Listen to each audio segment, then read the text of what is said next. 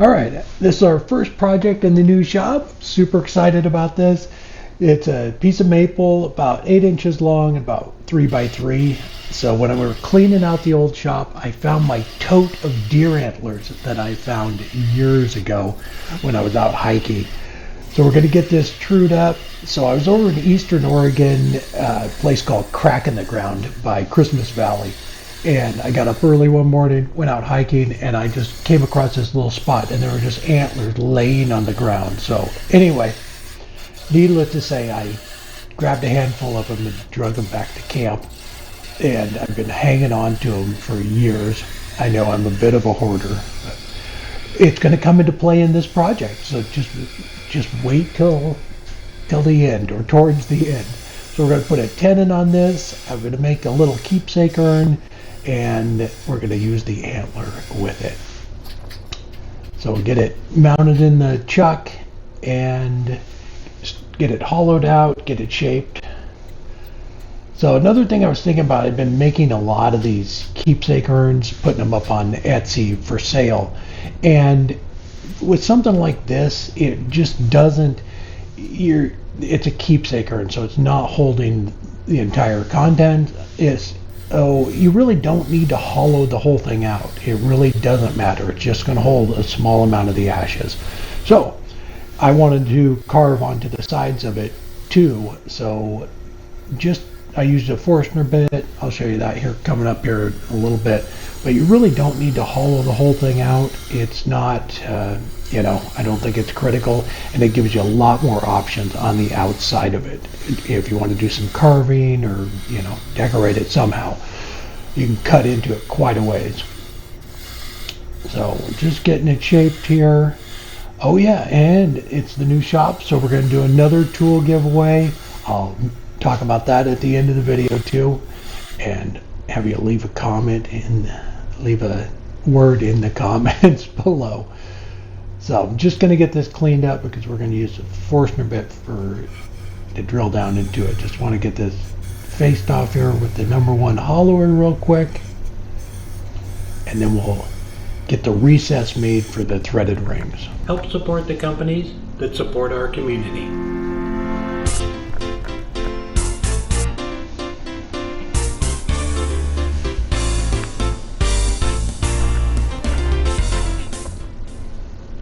So I'm using the 2.5 inch rings for this. We're just going to figure out the diameter with the calipers there and cut a recess down into it and get that sized. Just take your time on this, kind of sneak up on it so you don't oversize it. It can be, a little bit over, but because you're going to put epoxy around it, but you don't want it too big. So I just turn the lathe on and off a few times to get it right.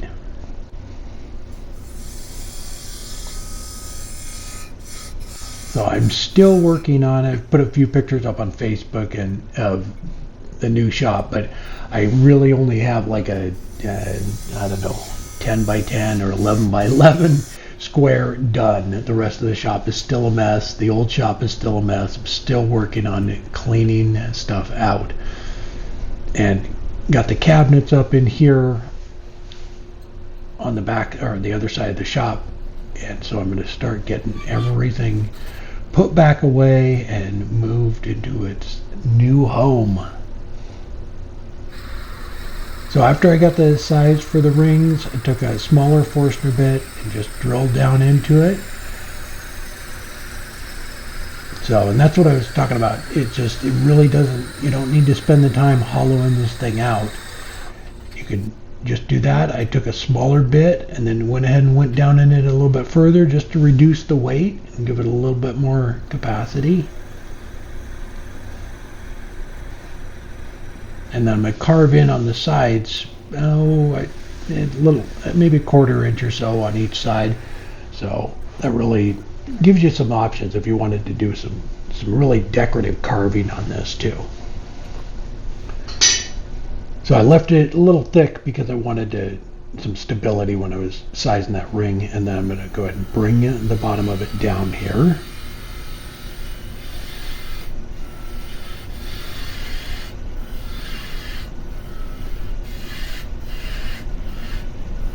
And the lathe speed's running, I think, around 2,000, and I'm using a Spindle Gouge.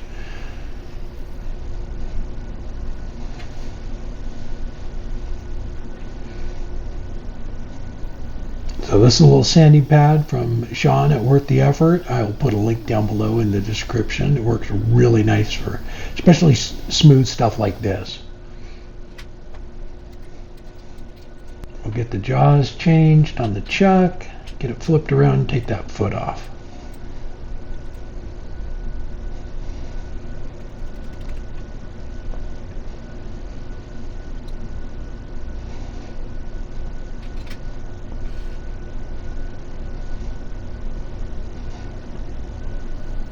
So the old shop had a wooden floor in it, so the whole time I've been turning on this robust, it's been a wooden floor.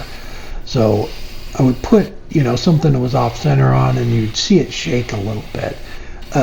So I'm on cement now, so I'm excited to put something off center on this thing too, to see how well it does on cement.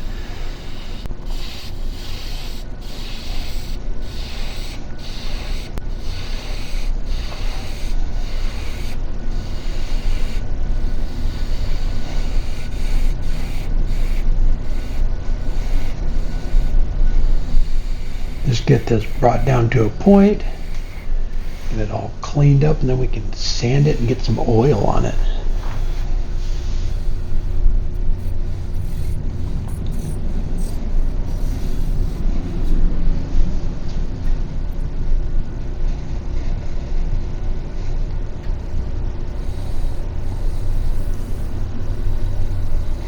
So overall length when it was done right here, this part of it is 7 inches. And get some, that's Doctor's Walnut Oil.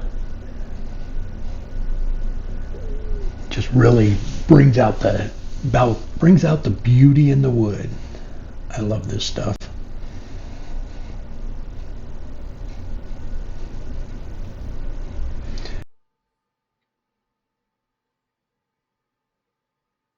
Alright, so this little piece here is going to be the lid.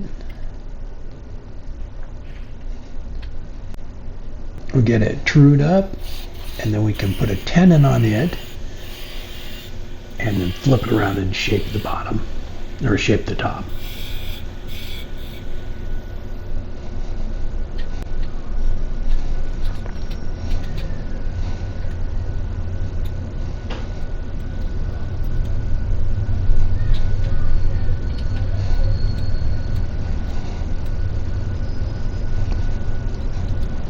Now this right here is going to be the inside of the lid, so I need to put a tenon on it, and you'll see right here in a second I forgot what I was doing and started to make a little recess, and then realized I'd screwed up and went to the outside. We need to make a tenon for this part.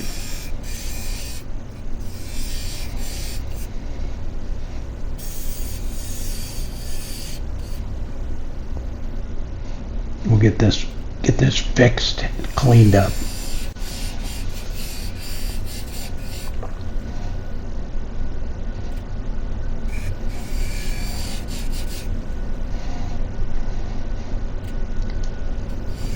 And again with this, just take your time, keep checking it to make sure it's right. You don't want it too small.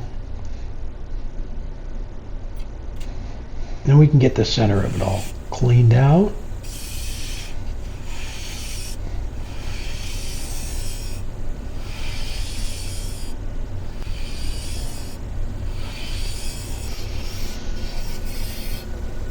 And once I had this part of it done, I went ahead and ran through all the grits all the way up to 600, sanded it up before flipping it around.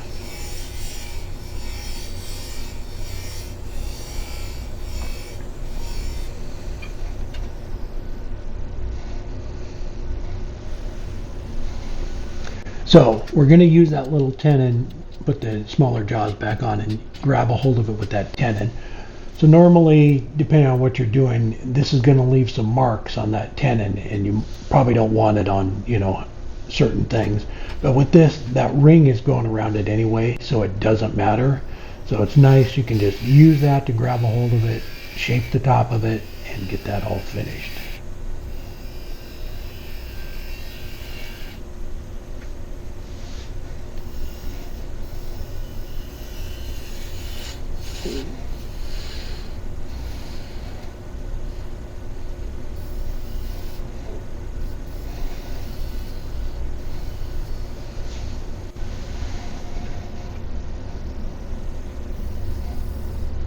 And again with this, I ran through all the grits up to 600. So there's my antler. I will show it in more detail at the end too, but I have a little base here, piece of Maple Burl.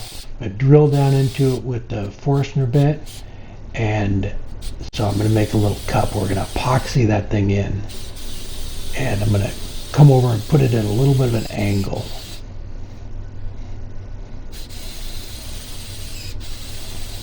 So I drilled a hole through the bottom for a screw, drilled into the antler, and we're going to go just put a little bit of CA glue on it to hold it there for a minute. And then we're going to put some glue on the screw. Let that set up for a second, and then we're going to fill in that whole little pocket there with 5-minute epoxy. So I tinted it black. I'm going to use the Gorilla Glue and then fill in that whole little pocket. It will go around that screw. It'll go around a little bit of the antler, so it kind of locks it in place. It's not going anywhere. And I just kind of poured it in from the backside here. It self-leveled itself. I just kept going until it filled up the whole pocket.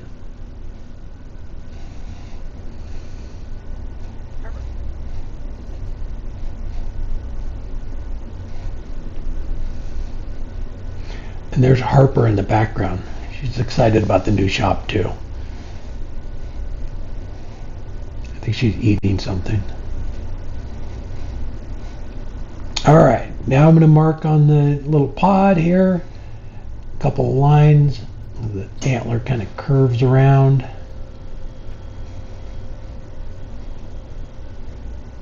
And then I am going to just sand a groove in both sides of it.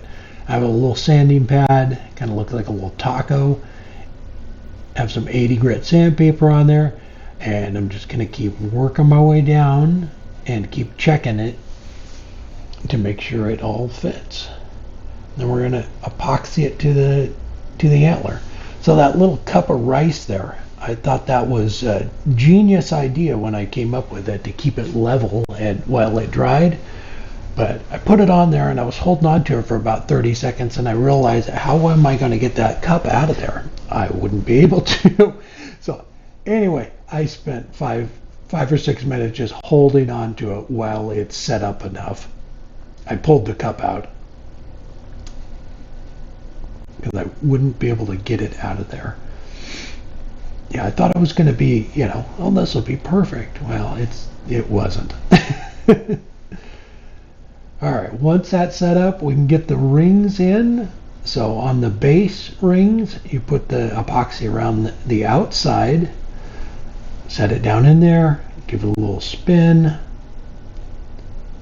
so the epoxy gets all around it, and then we will do the lid. And the lid, you put the epoxy on the inside of it to go around that tenon.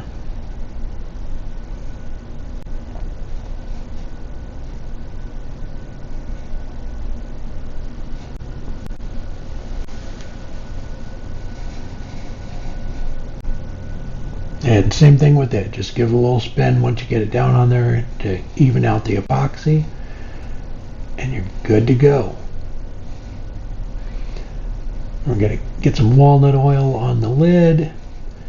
So this part on the inside of the lid, just take your time. I just use Q-tips so I don't get it in the threads, because this walnut oil dries and it's sticky. So just don't get it on the threads. Take your time on that, and then we'll do the base here. And it is just beautiful piece of Maple Burl.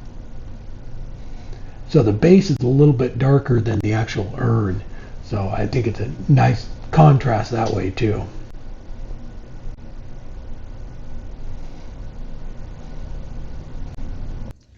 All right, there it is. It's 10.5 inches tall and about 7 inches at the forks there. So yeah, it was a fun project. Yeah, I was cleaning out the back room, found that tote of these horns that I found years ago. So on the bottom of it, you can kind of see it's all sun-baked. It was laying in the dirt like that, and then on this side, you could see where it was. That's where it was laying in the dirt. So it's all in a little better shape. But the other side's kind of sun-baked. Yeah, it was just there were, I don't know, tons of them laying around. And I took probably 10 or 15 of them, headed back to camp. But it was a fun project. Yeah, I've been just kind of going through everything for right now. This is just, I'll show you the rest of the shop down the road, but I'm getting cabinets up on the wall and stuff like that so I can get stuff put away and get it all organized a little bit better. I'm going to put that one up on Etsy, so I'll have a link down below in the description to go check that out. One other thing, a couple of people have asked me about the products that are underneath the video here. There's a website. Yes, that is us. It's YouTube won't let you link a WordPress website to a YouTube channel. But so we made another one on Shopify, and it's all us. It's all being shipped out of the spare room that right back there. So it's all the same thing. What was the other thing? Oh, tool giveaway. There it is. A EasyWood Pro rougher. So leave the word pro in your comments down below in the description. If you need a free rougher, I got one. I got one to give away. Sorry, U.S. only, just because of the shipping on it. But if you need one, I got one right here. Robin and I will go through put everybody's name in a randomizer and pick a winner on Monday. All right. Hope you enjoyed the video. Don't forget to hit subscribe and like, and we will see you next time. All right. Take care.